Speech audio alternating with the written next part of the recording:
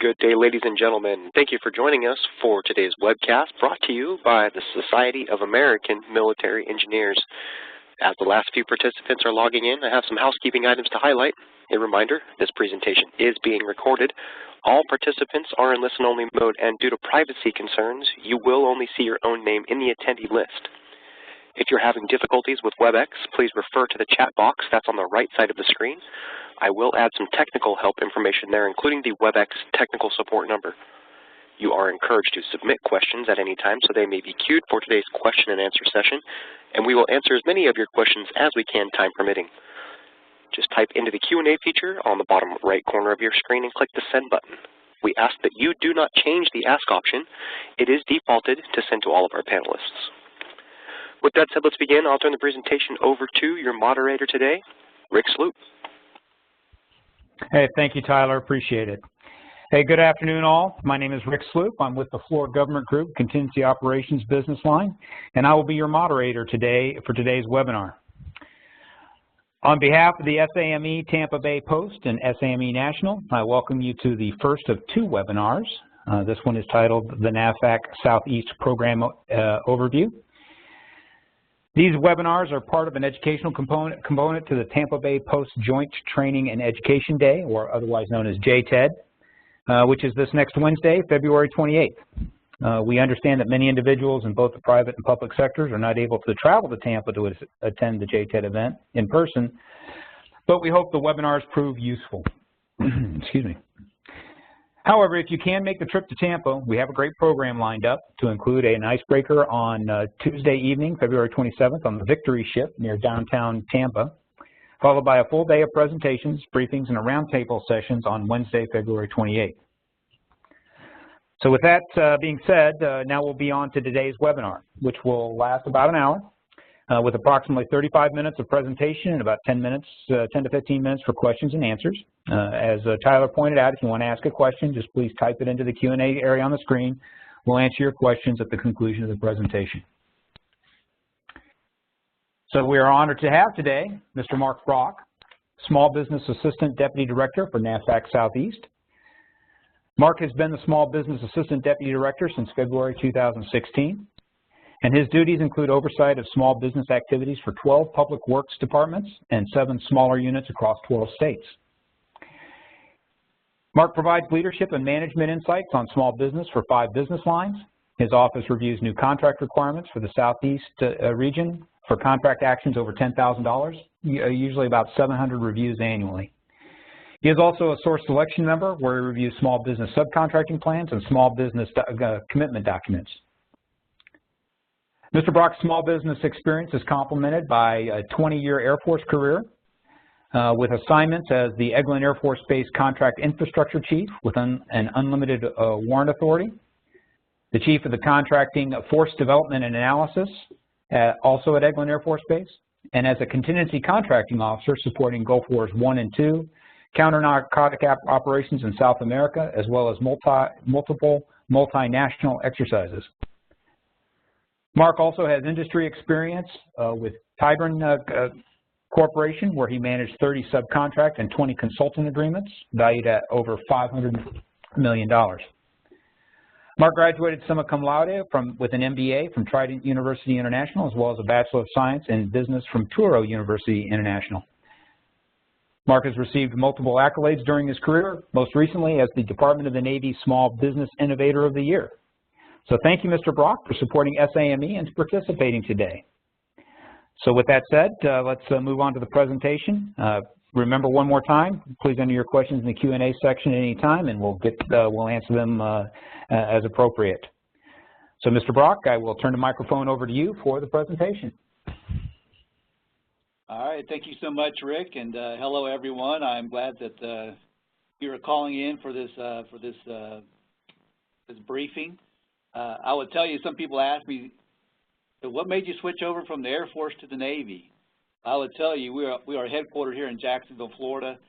This is home. So I told my wife, you know, once we get our kids into college, we'll try to get back home. And I actually applied for a contracting officer position and a small business position here for NAVFAC Southeast. I got picked up for both, but small business paid for my move, and here I am today. So there you go. So anyways, today we're going to talk about the NAVFAC Southeast program, and I'm just going to go ahead and flip to the next slide. So where's our mission? So NAVFAC's mission is really about infrastructure. That's what it's all about. It's all about the construction infrastructure of all of our public work departments.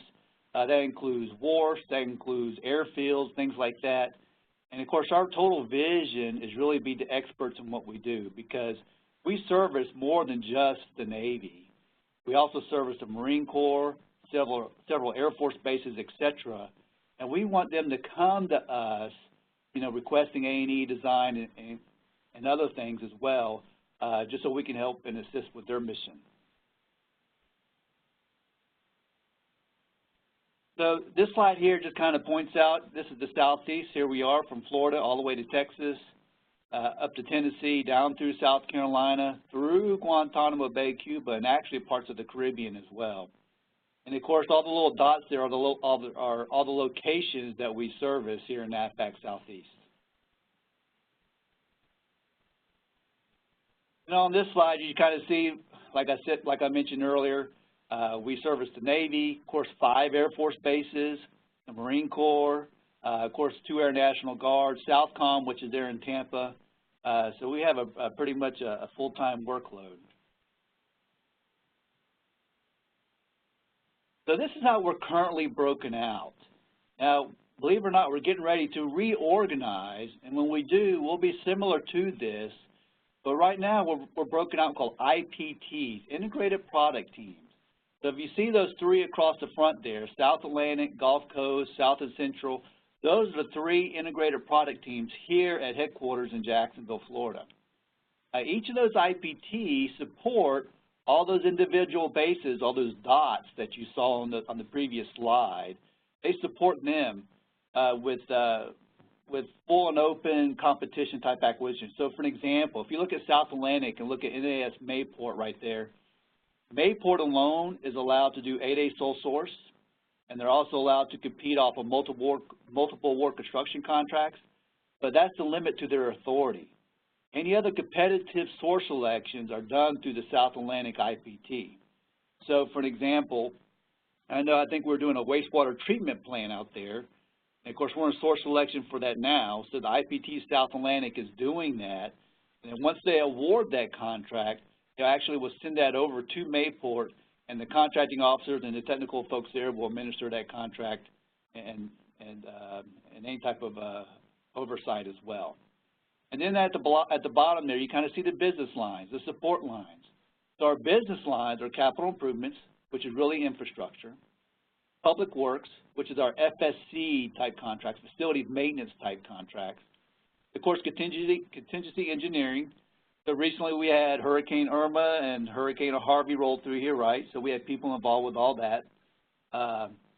We also deal with environmental and asset management, which is really real estate is what it is, because we do a lot of real estate leases. And then, of course, the support lines are acquisition, financial management, CIO, which is our IT folks, counsel, and, of course, small business on the side here.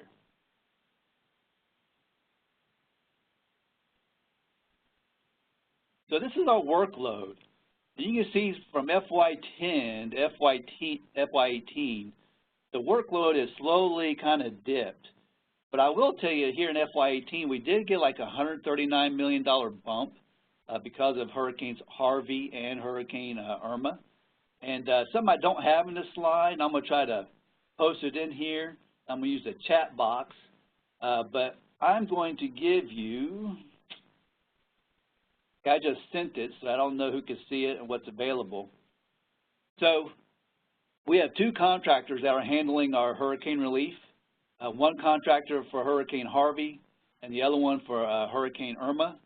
And I posted their names, the name of those companies, and the POCs and their phone numbers. So if you're looking for subcontracting opportunities, you can call them up and see if you can network and do business with them. So just so you know. All right, future workload. So the takeaway from this slide is actually the bottom. So you see 2 links. One's a NAVFAC link and one's a NAVFAC Southeast link. I will tell you, if you go to the NAVFAC link, you will actually tap into all the other FACs. You'll tap into the Southeast, Southwest, Northwest, NAVFAC Washington, etc. Even across overseas and XWIC, etc. You'll get to see all their forecasts. Now, I'll be honest, I don't know how well everybody does exactly.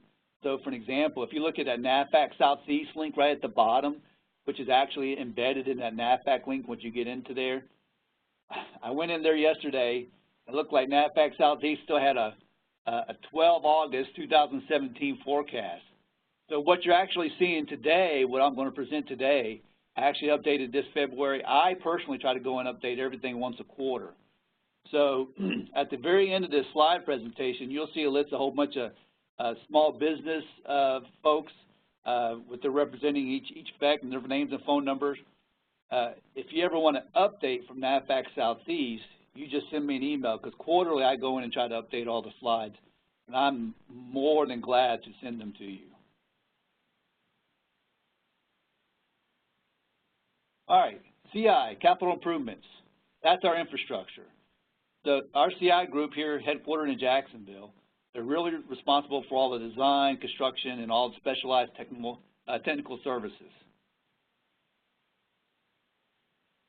And this is our first slide. So I'm just kind of walk through this slide to explain how it's kind of laid out. So if I'm going to walk you through from left to right. So you kind of see the RFP, and if you look down, you'll see that we have things the year 2018, quarter 1, quarter 2, quarter 3, etc. That is the projected date of when the RFP will come out. So for example, this first one, the project title Fire Station number 2, is projected to come out in quarter 1, which was this first quarter. So I haven't looked out there to see if it was out there, because it could come out in the first quarter, possibly the second, but I'm trying to give you an estimate of when these will possibly come out. Also the projected dollar amount. So that first one, 1 to 5 million, that tells you that our government estimate lies somewhere in between 1 to 5 million. And of course that work order number is something that I have for myself internally, and you'll see on some future slides here where I kind of highlighted some things. But if you ever have a question on something, I'll try to go in there and see if I can pull some information up. I will be honest, sometimes I'm not as successful as I like to be because of the way the system is set up, and I'll explain that in another slide here in a minute. Anyways, the design levels, we either tell you it's either going to be a design bid build or a design build. And of course the acquisition method, we're going to tell you if it's going to be sole source, if it's going to be a best value source selection, or it's going to be a standalone contract. So I'm trying to give you information as much as possible. And of course the acquisition tool, you see that, it says 8A. But for the next one, right below it, for the Consolidated Communication Facility, you see that we're going to do a best value. But that's going to go on a MAC, right? Only the MAC players, the multiple award construction contracts, only those players get to play. However, I have a list of the MACs, and I have the names of phone numbers of each player on those MACs. So if you're interested in that type of stuff, if you're looking for subcontracting opportunities, ask me, and I will email it to you freely. So, and then of course the last part is the location. Of course, I have it sorted in alphabetical order. So for all the locations that we support, so for this first one, you see it is Barksdale Air Force Base, Louisiana. Of course, as you go down, I got a little red line drawn in between, meaning I'm going to a different location. So the next one is Beaufort. Another red line, you see Blunt Island, and another red line, the Charleston. So basically, this is how you kind of read these slides as you go through them.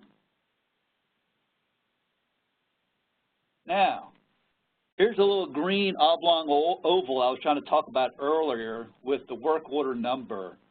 So this first one, 15688263. So if you get this in the PowerPoint slide, which, you know, Mike's going to be able to give that to you guys, you will notice in the notes section, I have a description about that project. So I go into our system called EPG, and I type in that work order number, and there's another system I have to go into as well to try to get information. And between the two, I'm trying to type this project title in there, and I'm trying to pull up this data. Well, the information you see on this PowerPoint is actually I pulled from a spreadsheet. However, when I go to type that project title in the EPG system, if for some reason someone fat-fingered something, it won't pull up. And of course, I try to use percent signs, etc., everything I can to try to get to this project so I could try to pull up information. And as you can see, you know, from just a few green areas on there, you know, I'm not as successful as I'd like to be. However, my goal is this. If I can get that information, if I can get that description, if I can give that to you, I'm hoping with this forecast, you know, this is Q3 here, this first one, this repair wastewater treatment plant. I'm hoping to give you enough information that you can start forming your team, whether it be subcontractors, large businesses, small businesses, whoever that may be. Maybe you look at it and say, oh my goodness, I could do a lot of this in-house. I only need to sub out this much, whatever that may be. So I'm going to give you an example. Even though you can't see it, I'm going to read some of this description on this first one so you kind of understand what type of information I'm giving. So it says, this work includes a substantial upgrade of domestic and industrial wastewater treatment facilities serving the Naval Air Station Corpus Christi to be completed while maintaining continuous operations of the facility.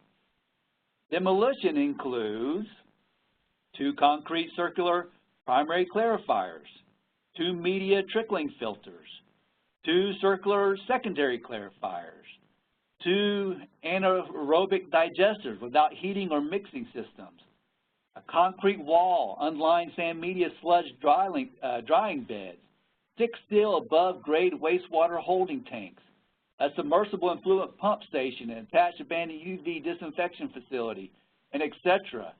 I mean, for this first one, I probably got like 3 or 4 paragraphs of information here that you can use to say, oh my goodness, this is what really, this is what this description of this project is about.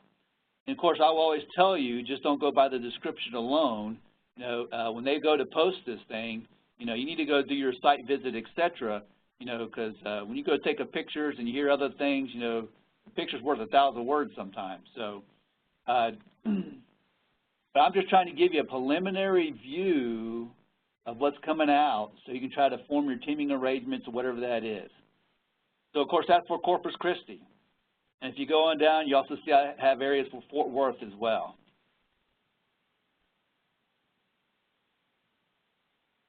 And here's another one for Guantanamo Bay, Cuba.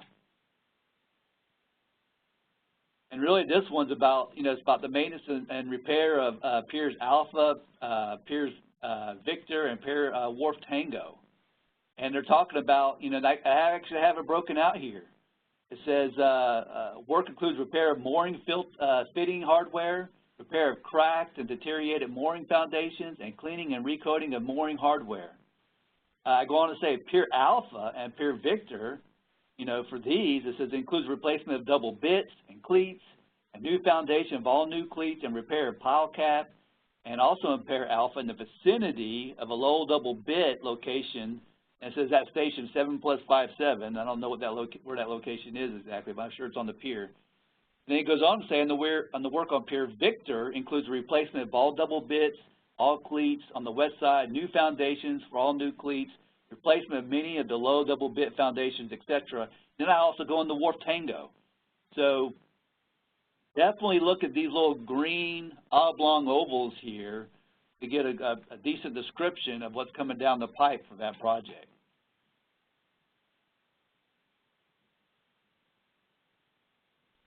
Here we go. This is more stuff for Guantanamo Bay. All right.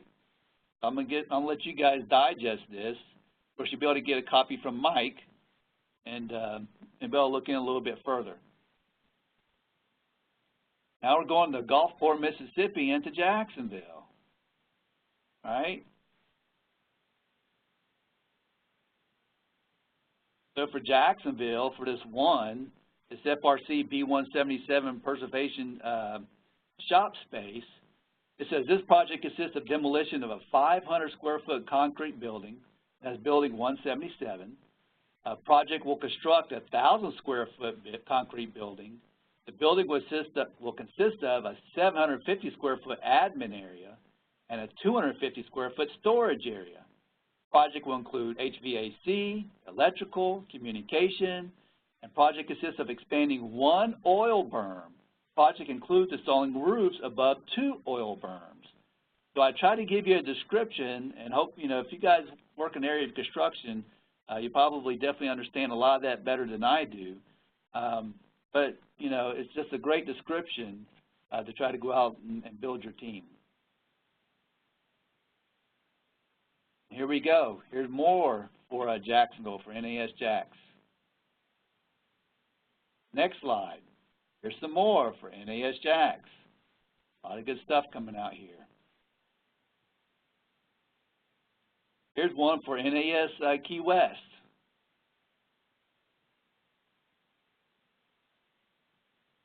I'm just trying to look at some stuff here. I'm going to flip to the next slide. Here's some for Kings Bay, Georgia. So if we just take a look at this first one, the repair explosive handling wharf, it says the work involves analysis of and repairs to corrosion, damage of the existing steel building structure. Project includes surface preparation and recoating of existing structure steel, architectural steel, and electrical conduit as required to protect the existing facility and prevent future corrosion damage to it. Also included in project is the replacement of corroded roof and wall panels, replacement of corroded gutter sections, and repair of roof and wall leaks. This project replaces steel panels, conduit, and sections of structural steel that are deteriorated due to corrosion damage. It also seals leaks and prepares and paints the facility for corrosion protection. Some of the panels must be replaced.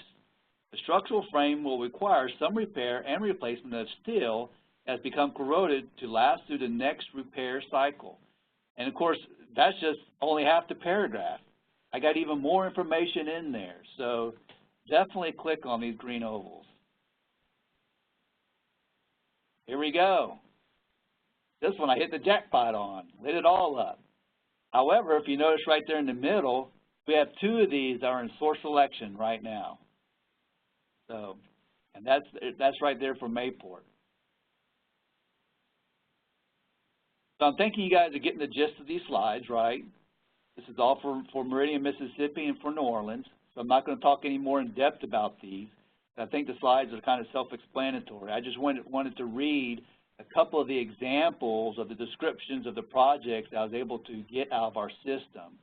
And believe me, if I could get every single one of them, I would put them in there. So every quarter as I go to update this, as the ones that I don't have anything for, and of course I will try to move forward into 2019 next year for the next quarter, I will continue to try to grab as much information as possible. Here we go, Orlando, Panama City, Pensacola, Shaw Air Force Base, Whiting Field. Whiting Field is near Pensacola. Now we're in the Public Works. The Public Works is really our facility support contracts. That's our facilities maintenance type contracts. So for an example, Orlando, which is I'm getting ready to be posted, actually it's posted now, so it closes the 21st of February, okay? It's $5 million over 5 years. It's going to be a service-disabled, veteran-owned small business set-aside. Kings Bay will be coming out here. It's $250 million over 8 years.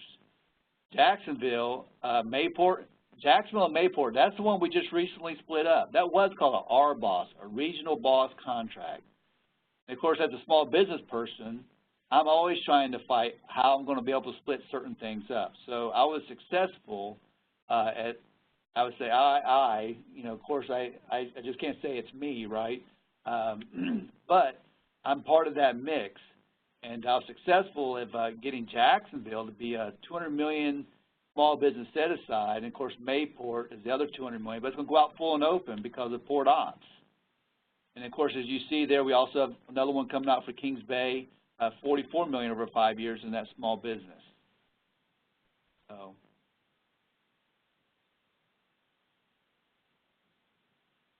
And these are some of the utilities that our FSC group oversees. Prepare wastewater treatment plants, the modernization of electrical switchgear in Panama City. So these are things just coming out. Energy programs. So we have a little energy group here on the 3rd floor. And of course, their whole thing is, you know, the main thing about the energy group is how do we conserve energy? How do we upgrade these facilities that we have coming, you know, that we own, so we can get a, you know, a lower electric bill? So you'll see some of these, depending on what they are, you know, the upgrade will be done by a small business. And then you see some of them by the max, right? So, of course, if you're interested in some of that stuff, maybe your electrical sub or something like that, if you will email me, I will send you the list of the MACs and the MAC holders and who they are, their names and their phone numbers, etc. And, of course, as you scroll on down a little bit further, you'll see it says ESPC and UESC. That's Energy Savings Performance Contract or Utility Energy Savings Contract. And really, those contracts are done through the local utility company. Now, the local utility company is not in the business to do building upgrades and things like that, so they sub everything out. But why we go through those? Because it's free money. What I mean by free money, we do not have the money, we do not have the funding to do those projects. So what we do is, if the electrical bill, say, is $10,000 a month for a series of buildings, they will actually come in and do an energy study, you know, because they have all the meters hooked up to our building. They'll do an energy study. They'll look at all that, and they'll say, hey, if you come and do all these upgrades to your building, we believe we can lower your electrical bill from $10,000 a month to maybe, let's say, $6,000 a month. They're like, wow. So then we finance that through the utility company. And long as the cost of the construction project, because it might be, you know, maybe $4 to $5 million to do all these upgrades across a series of buildings. So long as the cost of the construction projects and the interest rate that they're going to charge us, because they're going to get a bank loan to cover it, right? Long as we come out on top at the end of 5 to 8 years, we will do it. So, for an example, say our bill was $10,000 a month, and we are now going to save like $6,000 a month. We will continue to pay the utility company after the upgrades are done $10,000 a month until that $4 to $5 million contract is paid off. And once it's paid off, then we go to our regular utility bill, and hopefully it will be, you know, $5,000, $6,000 a month versus the $10,000. But that's just an example. So, environmental, we have 2 product lines, environmental quality and environmental restoration. Of course, the quality piece really deals with compliance programs, things like that. And of course, the environmental restoration deals with munitions response, our other environmental restoration projects, and et cetera. So we have several here. You see we have Waste Management East, Waste Management West. Look like all these are going to be small business set-asides. They're coming out later in FY18. And of course, as you kind of scroll down a little bit further, a lot of those are coming out in FY19. You know, but the ones coming out in FY19 are petroleum, and of course, other environmental sampling, et cetera.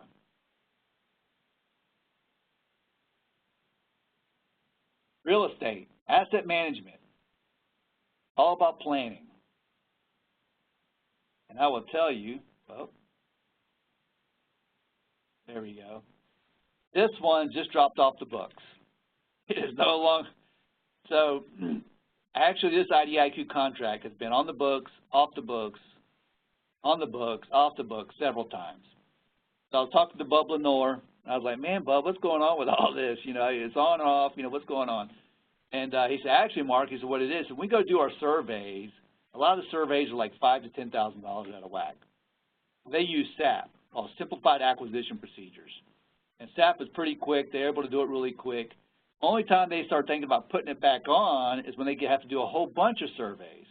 So if they were able to put an IDIQ contract in place, meaning that they would negotiate the hours for all the different type of surveys, you know, that they're going to do. So, you know, I don't know, surveying 1, 2, 3 guy, inspector guy, you know, whatever those hours are, then all they have to do is negotiate quantities, you know, because you already know what the hourly rate is to do certain things. However, it takes almost a year to put one of these contracts in place. So they kind of balance of like, man, do we really want to go through this, you know, for a whole year and try to get this in place, or do we just want to continue to use staff? So that's the internal battle that we have, and of course it just got removed, so I think they're happy going with SAP, and that's what they'll continue to do until they change their mind otherwise. All right, this slide. This was what we spent FY16. These were the top 10 NAICS codes that we spent in FY16. So that very first one, the 236220, which is really, you know, construction, right? Commercial buildings. We spent $416 million. But if you kind of look down those NAICS code, that list I give you, 23 is the number 23 is actually means construction. So if you go 3 lines down, we have 2373. Then we have 2371. And we have a 2379 and 2382, etc. So those are all construction. So this tells you right here, the meat and potatoes of NAVFAC Southeast is really construction. And of course, all those add up to how much we really spent on all the different types of construction that we did. And of course, next to that, we have facility support services. That's our FSC contracts, facilities maintenance. And of course, the other one is our engineering services, which was $55 million. So we did $55 million in engineering services in FY16. I would tell you a lot of our A&E contracts are $30 million over 5 years. Recently, I was successful getting them to make 3 of those small business set-asides. It was out already. Matter of fact, we already got proposals in for those now. For almost a year now, I knew what I was trying to do with that. I was kind of arguing behind the scenes, trying to convert some of those $30 million IDIQs to, instead of being full and open, making them small business set-asides. I was finally successful with that. But for a whole year, I was letting people know. Every time I went out and spoke, I said, hey, large businesses, I think I'll be trying to do some mentor proteges. And I was trying to encourage the small businesses as well. Because a lot of the small business A&Es only have so many people. They only have so much experience, where a large firm has a lot of experience. So I was trying to let people know almost a year out, say, hey, start looking at this, start teaming up now. Because when you go after our A&E type contracts, when we start looking at the most highly qualified people, we want to know that you've done business with each other before. So when you enter these joint ventures or these mentor protege agreements, we just don't want you entering it at the last minute just to respond to our solicitation. We want to know that you have a history together. And I'll give you an example. When I was a contracting officer at Eglin, I used to tell people, if you were a first-time joint venture or teaming agreement, I would not rate you as highly. And why would I say that? Why would I project that out there in my solicitation? And did I get a lot of flack? Yeah. But it didn't matter because I posted it up front. But the reason why is because we've had where there's first-time joint ventures or first-time teaming arrangements where they just didn't work out very well. And for whatever reason, there were personality clashes, etc. And I didn't want you working that out on my first project, right? So so a whole year I was trying to let people know, hey, this is what I'm pushing behind the scenes. Not successful yet, but I'm pushing for it. But I was excited to see that we had 3 $30 million A&E contracts that were small business set-asides. All right, this is what we did in FY17, but this time I put a different spin on it. So briefly, if you look at the previous slide, you see the NAICS codes on the left-hand side? I got the full NAICS code in there, right? Now when I go to this next slide, I only got the first 2 digits of the NAICS code. So this is how much total construction we did, 23 right there, we did in FY17. We did a total of $671 million. And of course, for administrative support, it was $248 million. That's your FSC type contracts. Then A&E was next, right, at $62 million. So that was up from FY16. The takeaway I want you to have from this slide, though, is what I have in red. This is commercial procedure dollars, and this is for construction contracts, okay? So the FAR says construction is non-commercial, but here you see where it says commercial. Well, the FAR also says if you use SAP, Simplified Acquisition Procedures, FAR Part 13, it says for projects $150,000 or less, or $2,000 to $150,000, because the Davis-Bacon is $2,000, right? So for $2,000 to $150,000, you can use commercial procedures to award a very small construction project. So this slide here shows you that $3.8 million of awarded projects were between $2,000 and $150,000. I would tell you, from what I could gather when I was looking at all the different award amounts and stuff, on average, it's probably like $25,000, you know, was these little small purchases that we did. Well, you know, 3.8 million divided by 25,000 is 154. That's almost 154 small projects that we did. So if you have 8 A's out there who want to gobble this small stuff up, it's there, okay? But that's why I just wanted to show on this slide. And of course, all the other slides that looks like we use some type of commercial procedures in some way, small stuff, for all these other different types of NAICS codes. Just trying to give you a different shot there. So here's our NAVFAC Southeast Small Business Goals. I just did get these FY18, and I just posted them.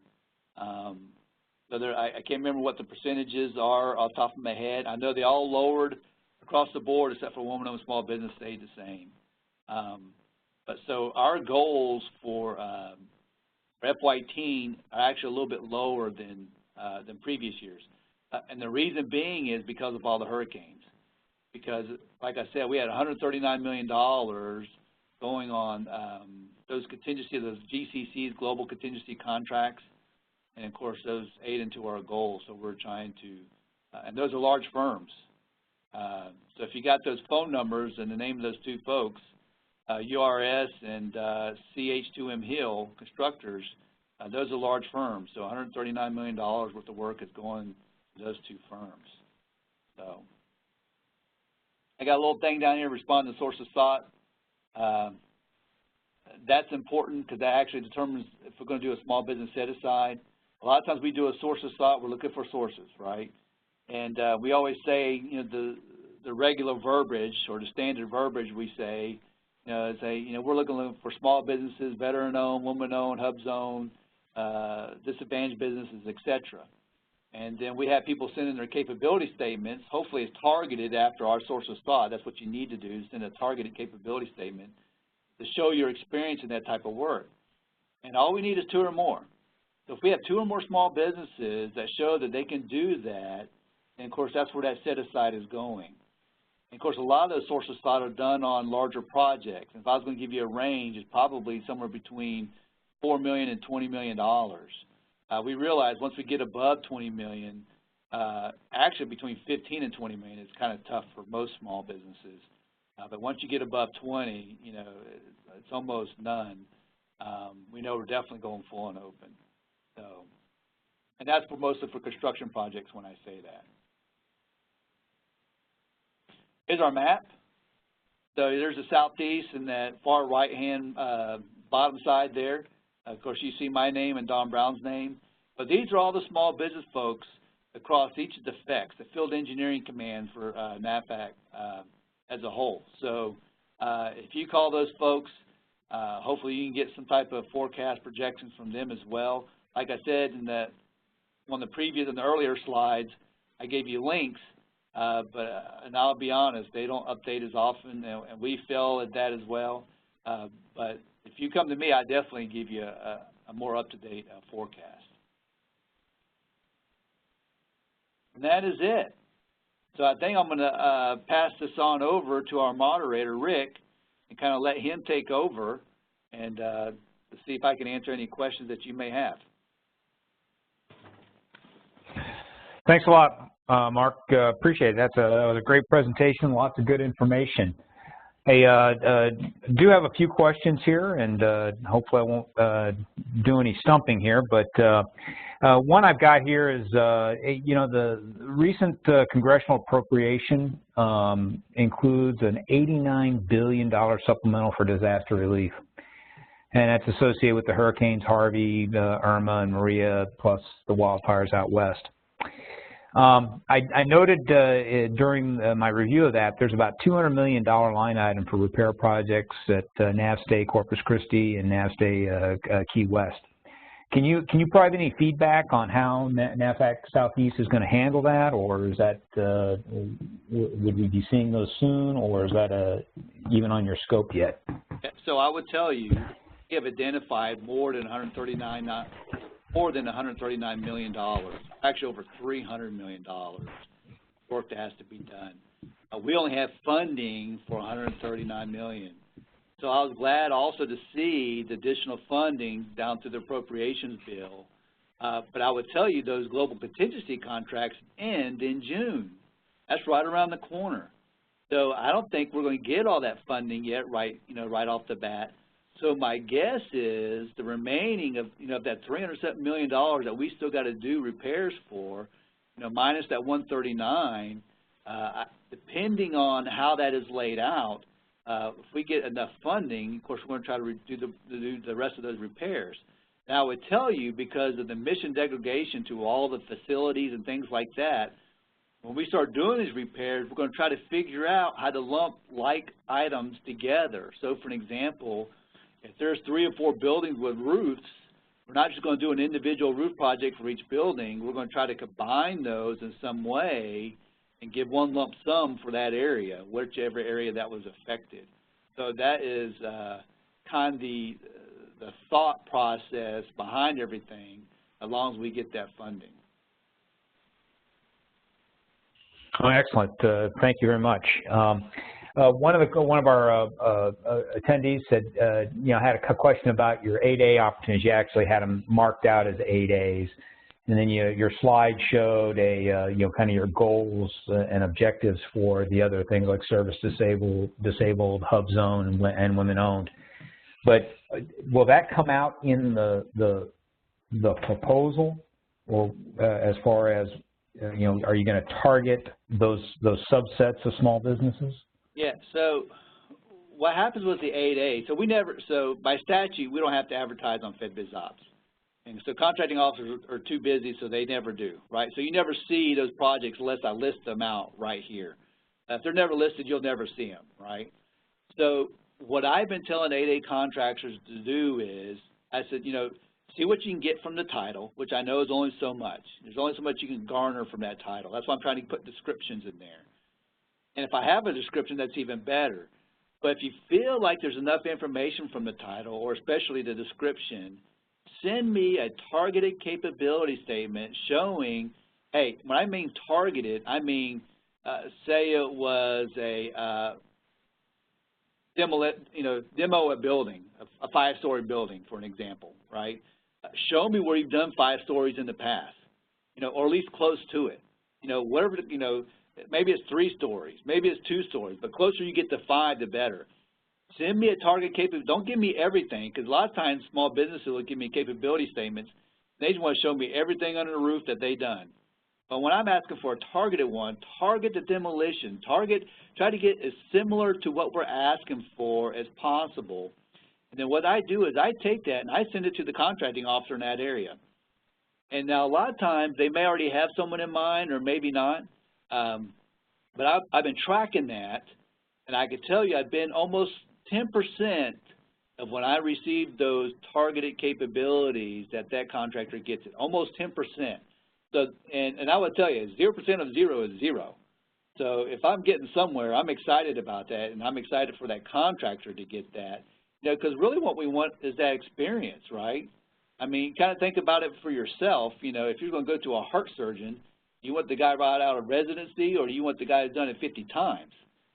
So for us, it's kind of the same thing. We're looking for someone who has more experience, who's done it multiple times, or more than likely they'll have more know-how, they'll know how to manage that, they'll know how to schedule it, they'll know how to price it, etc. And hopefully there'll be just less hiccups with that project, once it's awarded, etc. Okay, thank you. Another question, I was noticing on your project lists, and you talk about a lot of different contract vehicles that you have, like BVSS. I've got the MAC.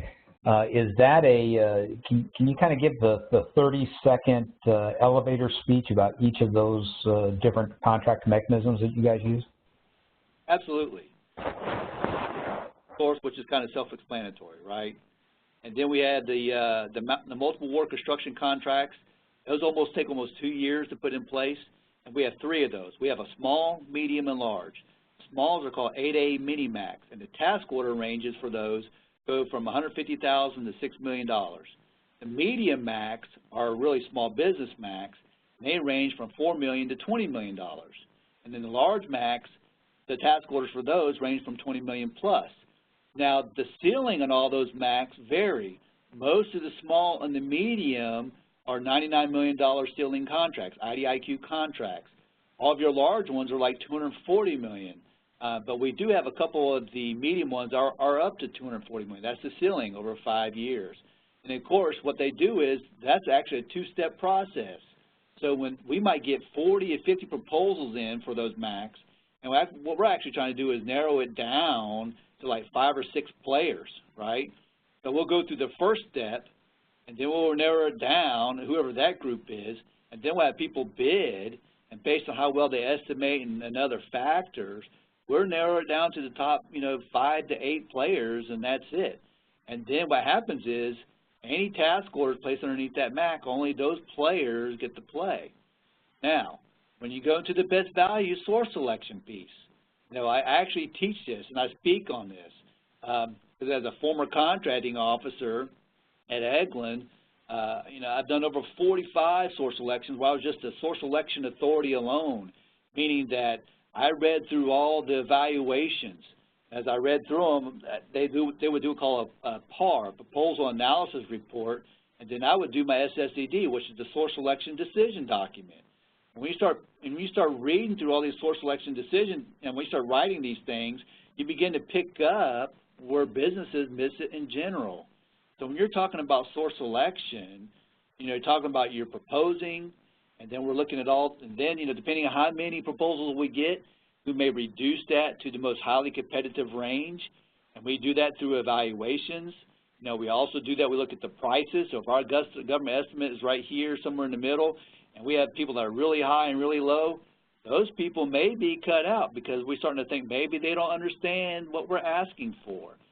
So then, of course, once you kind of limit that to the most highly rated proposals, of course, a lot of times we go into discussions, right? And we talk about your strengths and your weaknesses. And of course, what you really want to focus on is your weaknesses and how do you fix that? And then we ask for a final proposal revision, which the contractors do give that. And sometimes the discussion's in there. Sometimes we may have more discussions. We have to open it back up. But if they end there, then, of course, we pick the best value to the government. And, of course, we announce the award. And I would tell you to get debriefs. I hear a lot of times people say debriefs are not as much as they would hope they would be, because a lot of times when we go through the debriefs, we're already telling you things but it all depends on how deep the debrief's in. I have some people just said, yep, met, nope, failed, met this area, and that doesn't really tell you so much. Sometimes people will give you more information. I would tell you I was one of those that gave more information. But sometimes I get threatened with protests. So when that starts happening, that just makes contracting officers want to pull back and not give as much information to you. But their goal and intent is try to help you out as much as possible if you allow them. But if you're going to beat them over the head with it, then that just makes them pull things in. So that's just words of the wise, That's just advice. You can do, whatever you want for your business, right? I'm just trying to tell you, less beating over the head, and you learn from that. Contracting officer may start opening up a little more and give a little more information. So. That's good information, Mark. Thank you very much. Just one more. Can you give a little bit about the, you talked about the GCS MAC and the GCC MAC, those global contingency contracts. How does NAVFAC Southeast fill into that? So they end in June, and they will be reposted again. So I have to put new ones in place. What I'm not sure is if LANT does that, if it's all for the Atlantic Division, or if we just have our own. I don't know that answer. I've heard talks about them just Atlantic Division doing it, that covers everything, and of course a lot of those depending on how far they spread that thing, because a lot of times we have a little caveat in there that says not just the AOR but worldwide.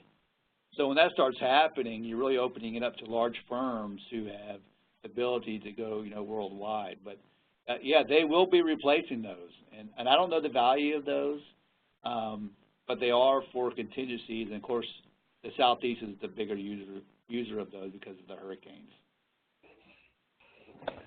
Oh, great. Thank you. I think there were 2 contracts mentioned earlier, and I think you put that in the chat room, the contracts relative to Harvey and Irma. Was that the ones that you had set up? Yeah, so what I did was there's 2 disaster response contractors we're dealing with right now. And the first one's for Hurricane Irma, and that's URS Group. And the person is Carlos Torres, and of course the phone number is 919-461-1308. And then the other one is for Hurricane Harvey, which is CH2M Hill Constructors, and that person is Steve Griswold. And of course, his number is 248-412-7545. But we handed out, so whoever asked for those numbers, I've been passing them out. A lot of them were to small businesses. Some were like roofing contractors. We all saw the blue tops, the blue roofs and stuff. But the whole thing is those guys is try to bring that base up to more of a mission capability than the degradation that's happened to it from the hurricane. So I just try to feed them subcontractors the best I can. Great. Okay, good. I think we got time for one last question here, Mark, and then we'll have to do go into closeout. Do you have any advice for 8As or small business who do not have past performance with NAVFAC? And specifically, does that count against you, or is it a negative thing not to have that experience? So it doesn't matter who your experience is with. It doesn't have to be with NAVFAC. It can be with anybody, as long as you have that past performance experience. I get asked all the time, hey, I was a major sub, but I was never a prime. Can I use that experience? And the answer is yes, because what we do is, if you heard the term CPARs, right, Contractor Performance Assessment Reports, a lot of the primes, have those. But if you're a subcontractor, you would never have those. But in our solicitations, when we put them out there, we put something out called a PPI, Past Performance Inquiry, or PPQ, Past Performance Questionnaire. And what that does, it allows you to go to whoever you've done work for, so they can say they can rate you on that type of work. Now, it's only the work that you've done. So say maybe you were mechanical heavy and you did a lot of HVAC stuff, but what you did was only part of a larger project. Well, just have them fill out that piece, because you may be going after something that's just heavy HVAC. If that's the case, then that piece there will count. So if you don't have it, just think about the PPQs that come out and use those to your advantage. Now, it does say if you don't have any past performance, you're deemed neutral. But I will tell you, my experience as a contracting officer, usually neutral does not cut it. And I say that because you never know who you're going to compete. So we get to see everything on our side. So you never know who you're competing against and what they have. And someone always has something, at least one thing, right? But one thing is always better than neutral. So just think about that, but think of ways to think outside the box and use those PPQs to your advantage so you can provide that information. And it doesn't matter if it's NAVFAC or not. The whole thing about the past performance questionnaires are this. CPARs, the premise behind CPARs is this. If they liked you, more likely we will like you. If they didn't like you, there's a chance we don't want you, right? So performance means everything. How well you performed means everything. So that's kind of the gist behind it. Thank you, Mark. Appreciate that. And before I take this to a closing, Mark, is there anything you want to add to our participants today? Yeah. First, I want to say thank you for chiming in. The more you invest in yourself, the better. You know, it's always homework. You know, I've never been a small business. You know, so I know it's a lot harder because you wear multiple hats and et cetera. And I know sometimes it's hard to compete against large businesses, but I would tell you large businesses are large because they're good, and they are, and that's what you compete against. But fight for those smaller projects. Grow yourself. Find a niche, especially in the construction arena. I see a lot of general contractors say, I can do it all, especially 8As. I'm like, how many people do you have? Well, I have 2. Well, can you really do it all? You know, but think about what's your niche. I tell people find a niche. I would tell you that in construction world, your PMs and your superintendents will make you or break you. A lot of owners think they're the face of the company. You are not the face of your company. Those superintendents and PMs that work for you are the face of your company. I'll give you an example. I won't name the contractor, but when I was at Eglin, you had Eglin and Herbert Field right across from each other. Herbert Field loved this one contractor because the PM was fantastic. But the PM they stuck on our projects over at Eglin, our guys couldn't stand them. And actually, the company was a good company. So just recognize that the PMs and superintendents for your construction guys and even service contracts, you know, will make you or break you. And I always say, read that. I read this book for the first time, How to Win Friends and Influence Others. I read this past year. People mentioned it to me several times. I used to think, that's such a stupid title. I ain't reading that book. But I finally read it, and I got it all highlighted. You know, Dale Carnegie, right? So, you know, grow your folks, groom them, and invest in the right people. Even if you have to pay those PMs and superintendents more, and I'll give you this last example. So I had someone that did that, who was an 8A contractor. I said, Mark, I listened to what you had to say. So I went out and got me some great PMs and superintendents. She said, actually, I paid them more than I paid myself. But guess what? In 3 years, that might sound like a long time, but they just made our 8A tripwire list, meaning that we are now looking at them because they're winning a lot of awards for NAVFAC as a whole. So they made the list of if they reach $15 million in 1 year or 15 bases, then our agreement with SBA is that we cannot award them any more contracts because we're awarding too many to them. But you know what? They made our list. And I went and called this person. I said, so, man, you're doing great. And you made our list and all this stuff. I said, how are you doing it? And she said, I actually took your advice.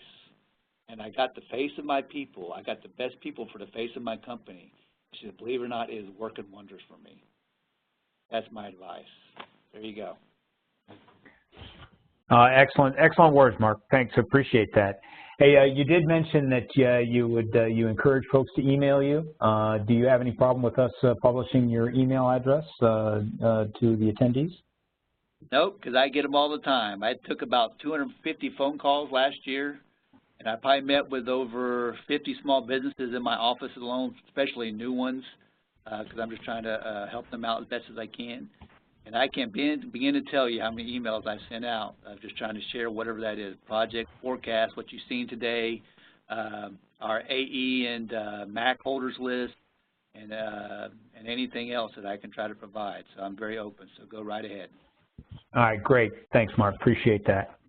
Well, finally, just in closing, Mr. Brock, thank you very much for taking your time and the effort to talk to our attendees today and supporting the Society of American Military Engineers. And to our attendees, thank you for taking the time to dial in and listen to some great information. As we wrap this up today, I want to just remind everyone of what's coming up on our JTED activities. Just as a reminder, we have another webinar that is on the 21st of February at 1 p.m. Eastern Time, and that's next Wednesday, and that is with the U.S. Army Corps of Engineers South Atlantic Division, Mr. Alvin C. Lee. And then, as a reminder, on the 27th of February, we have our icebreaker as part of the JTED. That's at 6 p.m. Eastern Time at the Victory Ship at Tampa. And then our Joint Training and Education Day is on Wednesday, 28th of February at MacDill Air Force Base. So hopefully you're able to attend those. On behalf of the Society of American Military Engineers, Tampa Bay Post, and SAME National, we appreciate everyone's participation and hope this webinar has been useful and informative. As a reminder, this webinar was recorded, and we will get the slides made available on the SAME Tampa Post website. This concludes today's webinar. You may now disconnect and have a great, wonderful Valentine's Day if anybody forgot. Have a great day. Thank you, Rick.